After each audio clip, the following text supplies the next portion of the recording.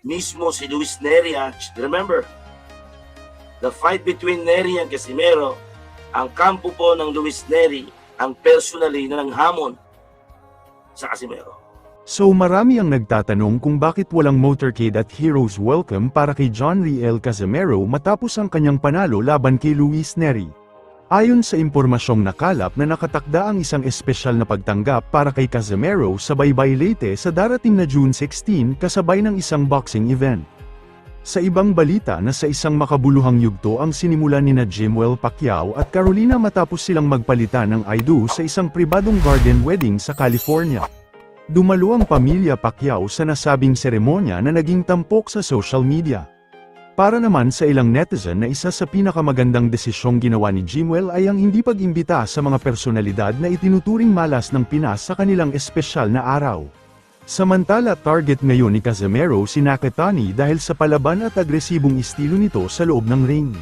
Ayon sa kampo ni Quadro alas na hindi nila prioridad si Picasso dahil may posibilidad umano na maging katulad siya ni Kyan Oseke Kamida, na puro depensa at iwas sa buong laban kapag nakatikim ng mabibigat na suntok mula kay Casimero.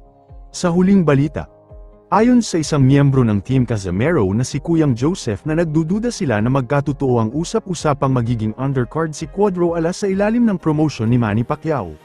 Ayon pa sa kanya na mas may katotohanan umano ang posibilidad ng isang one-fight deal ngayong Disyembre sa ilalim ng Kamide Promotions, kung saan maaari niyang makaharap ang isang bigating kalaban. Kaya naman ay ating pakinggan ang buong detalye ng mga balitang ito. They did to congratulate, and they did, from what I've heard, is giving a proposal, future fights, but there's no disclosure. Maraming yung congratulations, just like brother Manny Pacquiao, and given an opportunity as an undercard. But again, there's no such thing as fight if there is no contract. Okay?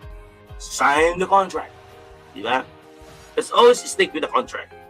Pag walang contract, wala po talagang totoong laban. Kaya the moment na meron tayong contract from Kameda, na nalaman natin mismo si Luis Neri. Remember, the fight between Neri and Casimero, ang kampo po ng Luis Neri ang personally na nanghamon sa Casimero. So, what can I say? That was his choice. Then he got what he needs. Alam mo, if you understand the story, that's a two different color. Parang ano yun eh. Parang pula at asul. Bakit mo? May magkaibang pagkaintindi. May ibang partido. May ibang lahat, basta iba. So, kung sinasabi natin asul si Ito at na-manage niya ibigay ang pera na sweldo, which is paldo naman, pero sa promising fights na kanyang ipinramis, walang pinuntahan. But I don't want to give no credit sa kanilang pagtulong, which is yung time na down si Tata with the case of act of lasciviousness. They are there to help and expose these people. Okay?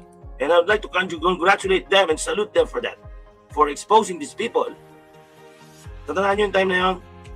So there's two different company, pero it serves a two different purpose sa buhay ni Tata.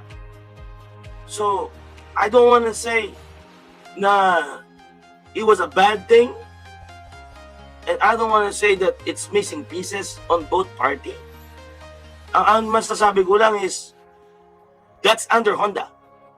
Okay, and second, he is new to this industry. Versus si Kameda, on a side B, different from Honda, at matagal na sa industriya, knows exactly what's going on. Okay? And if you compare both TBP, which is 4 fights, versus 3 fights na ibinigay ng Kameda, that's total of 7 na ako kasama I know exactly how much money na pumasok sa pera kay tata. Naget nyo? 7 times ko nakasama si tata. At 7 times tayo nakita ang grupo hanggang sa papaliit ng papaliit. Ano ang bad news? It's not that bad. September at December, daw ang laban. So ano ang bad news dyan? Sige nga. Kuya, kahit makalaban ni Alas si Nakatani, wala pa ding belt yun. Malabaw pa din, kuya, para kay Naoya Inoue. Well, paldo. At gusto nyo makalaban. Dahil sa ano? Dahil may laban. Magandang laban yan. Paldo yan. Pero tama, sinabi mo, wala kang belt.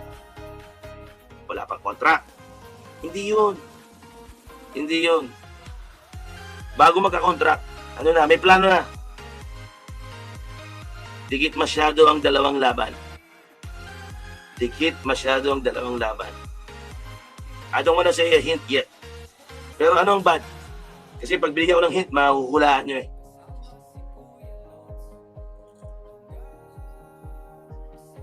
Ano ang bad? Huwag mo sabihin bad na walang contract kasi darating ang contract. May contract. Itong 6 na buwan, napaparating. Okay?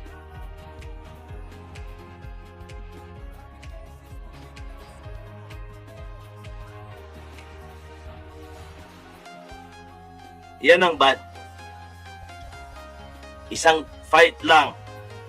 Baka ang makuha natin this year. So kung makuha yan this year na isa lang ang fight, which is itong bagong contract, okay, anong exactly tingin nyo naman na mangyayari ito? Bakit isa ang laban for this year? Ewan ko. Siguro ibibigay yung 3 fight next year. Okay. Pero tingin ko itong 1 fight na paparating na to, it's gonna be a big one. Yes, this year. Yes, this year. 1 fight this year sa loob ng 6 na buwan. Okay? So, anong buwan yan? Either September or December.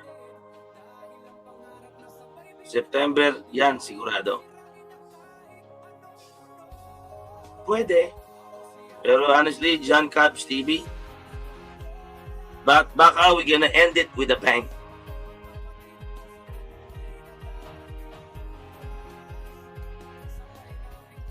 Pag ito pumasok, lamang, end of year.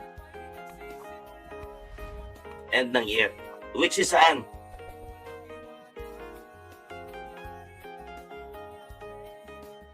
Sa Japan.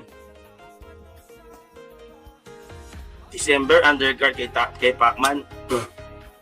Hindi nga kami naniniwala as a team eh. Okay, buong team kasi meron, including Kuya Lods. Okay, hindi naniniwala sa sinasabi niyong undercard kay Pacquiao. Not unless yung mga conditions at contract ay nakita natin. November, sakto yun para sa preparation ni Champ. Sobrang tagal pa ang December. I know. But 6 months preparation to one of the very important fight na baka sinturon ibigay, I think it's a good thing. Okay? It's gonna give a good preparation. At first, dito naman tayo sa contract. Pero sa naramdaman natin, or sa naririnig ko at naibulong sa akin, according to our sources, we might have just 1 fight. Okay. Baka matenga. Well, kung maging dalawa, sige, swerte kayo.